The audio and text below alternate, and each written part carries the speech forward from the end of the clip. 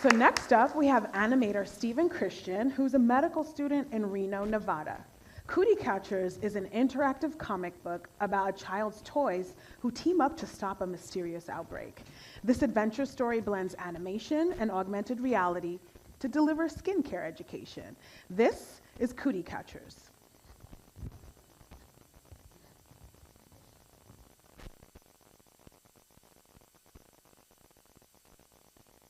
What if health education was a world of exploration?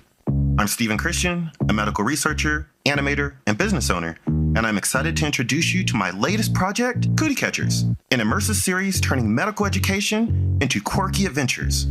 It's an animated show and a comic book.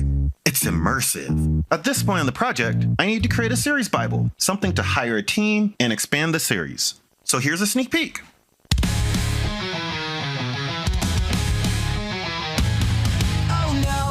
It's a Cütie outbreak, spreading everywhere.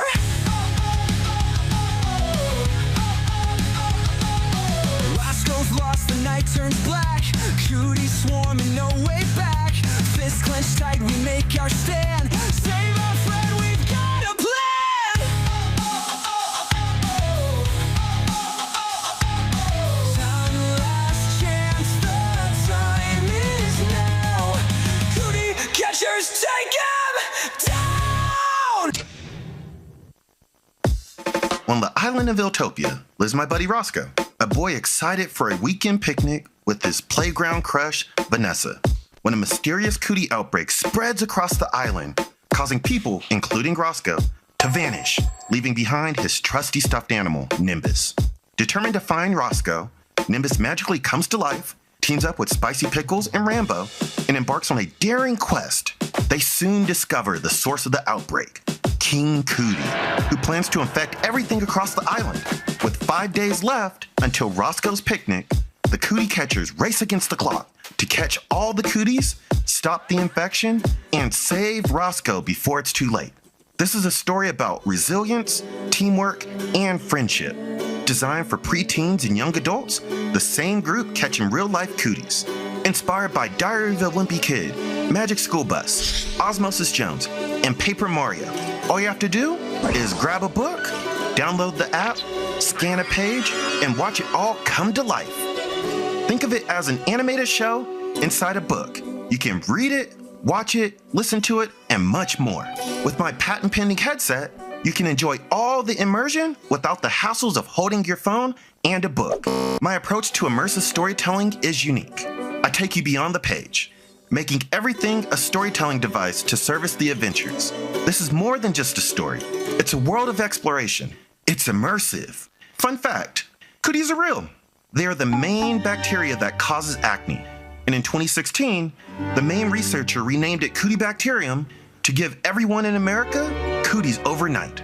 As a kid, I struggled with acne and received poor advice that led to permanent scars on my face. As a medical researcher, I created Cütie Catcherz to bridge the gaps in diagnosis and treatment, making science engaging, accessible, and impactful. You follow the progression of the cooties throughout the adventure. How they defeat them in the story is what you do in real life.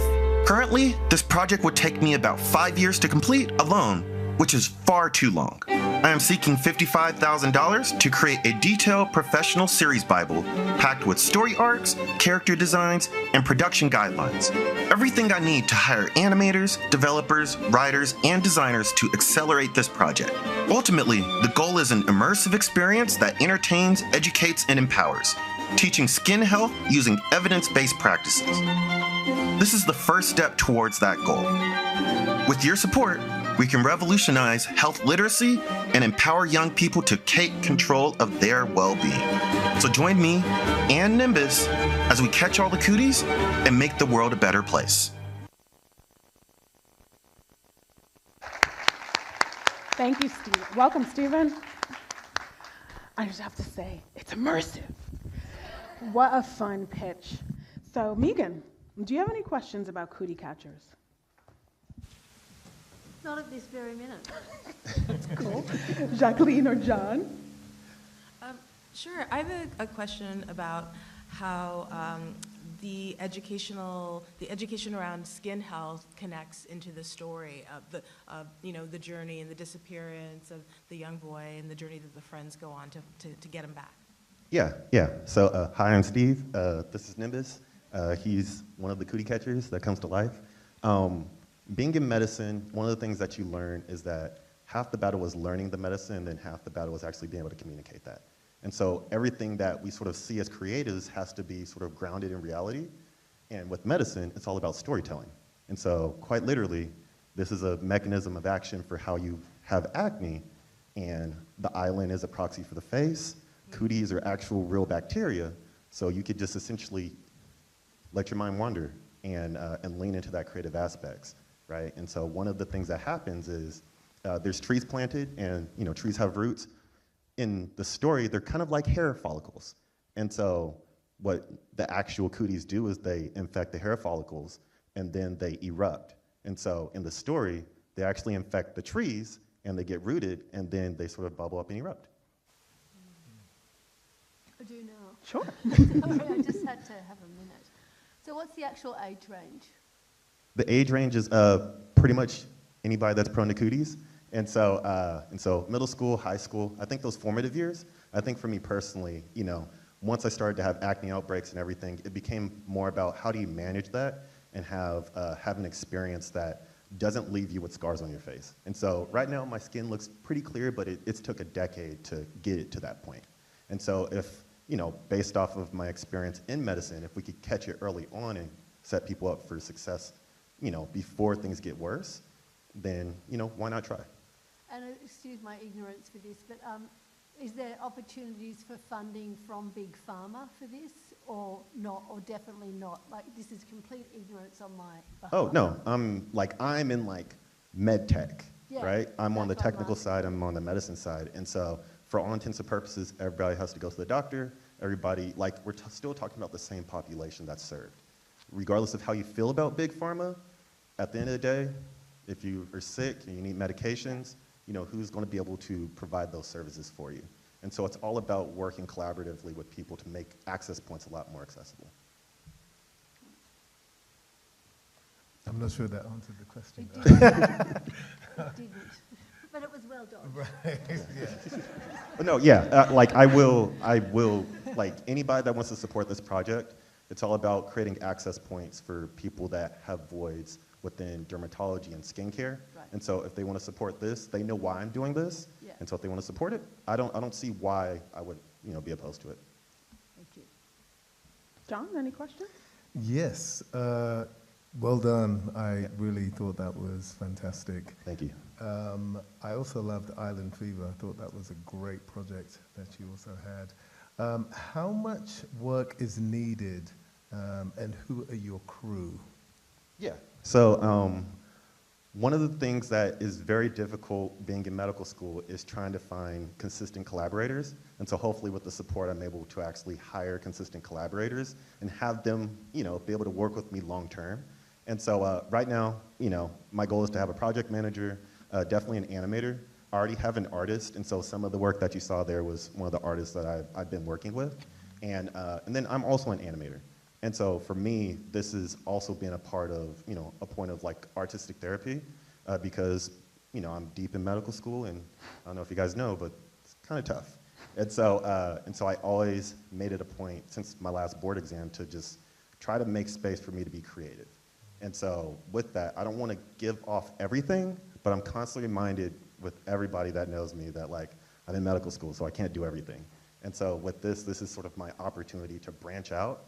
Because really, I was just going to do this all myself, right? And so this was my PhD project and everything. But for all intents and purposes, because it's been so well received, for me, it's why would I keep this to myself, and why not get other people involved with it? Sorry. And what are some of the platforms for where you see this going in the future? So as I mentioned in the video, the goal is for a pitch Bible to essentially expand it out.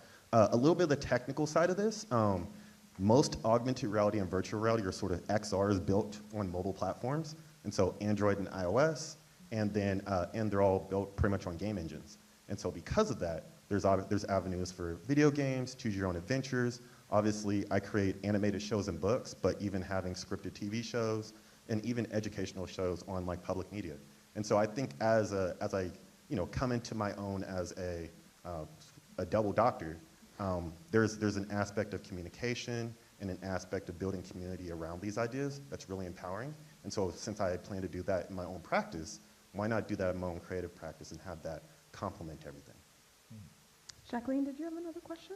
Yeah, I have a question about the headset for the AR that you've created that seems, I know it's patent similar to there are lots of little headsets, because basically you just put the phone kind of in the box. Yes. What's different about it, and does it add anything to the experience of this piece, or is it just for any augmented reality piece? Yeah, so it's actually a very real problem that like exists within the industry, right? So hopefully we're all familiar with Google Cardboard. Mm-hmm. And so Google Cardboard is like a cardboard version of a virtual reality headset that utilizes your phone as the processing power. The only problem is it doesn't really translate for like present day augmented reality experiences, because virtual reality is stereoscopic, so you pretty much split the screen in half. Mm-hmm. And whereas augmented reality, at least how it is today, is full screen. Mm-hmm. And so it doesn't translate. And so after trying every single headset on the market, and then also reaching out to every single headset manufacturer to say, hey, would you be interested in creating a full screen AR version? They were like, there's no money in that, so no. And so then I was like, would you guys help me if I were to embark on that journey? And so that was the start of a like 3 or 4 year journey to develop that. And I still have patents pending on it and going through that whole process. But it was really to see like when somebody has a book, for me, it's when somebody has an augmented reality book and they want to have that wholesome book experience of holding a book with 2 hands and turning the pages, mm-hmm. but also have things come to life in a very fantastical way. How do you achieve that? And especially, how do kids achieve that? How does anybody achieve that if they don't have 3 arms, right? And so you could either set up an iPad or a stand, or you could find a way to affix it to your face. And so after going through the process, I found out a way to create something that is not only affordable and accessible, but also device agnostic. And so you could use it with my stuff, you could use it with anybody's stuff, but it's a tool that I feel the community just needs in order to have these experiences beyond my work. Now it's time for the audience questions. I'm sure you have some questions for Stephen. I mean, I know I do. The judges took a bunch of them this time as well, but that's part of, I think that's part of the process. I'll take it. So this is kind of along the lines of what Jacqueline asked. I think that you've created this headset, and ideally you want the user to have the experience with your book with that headset. If they don't have the headset, can they still have a good experience? Oh yeah. Like, as I said, like this is a big accessibility project. And so not only can you explore the book without a headset, you can have it with any phone, and it works on any device. I've tested it from a $200 smartphone from Amazon all the way to a $1,000 iPhone. And more importantly, one of the things that I really like about it is when it comes to accessibility of books, it's all about reshaping the book experience without changing it. And so if you have a book and English isn't your first language, we could literally translate it in any language, and it's all just the press of a button. And so I think that's the power of augmented reality, particularly for these projects, because it's all about access points. I think we do have an audience question. Awesome. I'm curious about the price point of the book plus the headset. Do you imagine selling them together? Is it something that is for sale? Do you want this to be supported or underwritten by another entity? I'm someone who looks for headsets wherever I go. There are strangely books who have their own headsets. I've seen them at libraries to check out, or even random dinosaur books at Marshall's. And they have a certain price point and a certain appeal for people who would otherwise not buy an Oculus. So I'm just curious about what the sales look like in terms of. Yeah. So I think I finished the headset couple years ago, and so it's been technically on the market, soft launch, because of medical school. But headsets about $30 to $40, and then my books, I tend to have them be within a competitive price point for any comic book that you would see. I think mine are cool because they come to life, but like $20. And so again, for me, it's a matter of being able to have business practices that allow for affordable experiences that you otherwise wouldn't be able to have. And so something with the headset and the book, you could get for $50 to $60. Anything comparable, you're probably going to be spending at least $200 to $300. And I did that intentionally because, at least for me, going into medicine, it's all about creating access points for me to give people information that is empowering. And on the creative front, and also on the tech front, it's all about creating access points that aren't hindered by, access to finances or whatever, because people have no problem getting an iPhone, and it has pretty much all the hardware that you need. And so how do you, empower people to use that to explore whatever things that they want to see and do? Does it look like someone else has a question? No, that's just the lights blinding me. Stephen, I do have did you come up with that song yourself? Yeah, so I wrote it. One of the things that I enjoy doing is like writing songs and like poetry and stuff.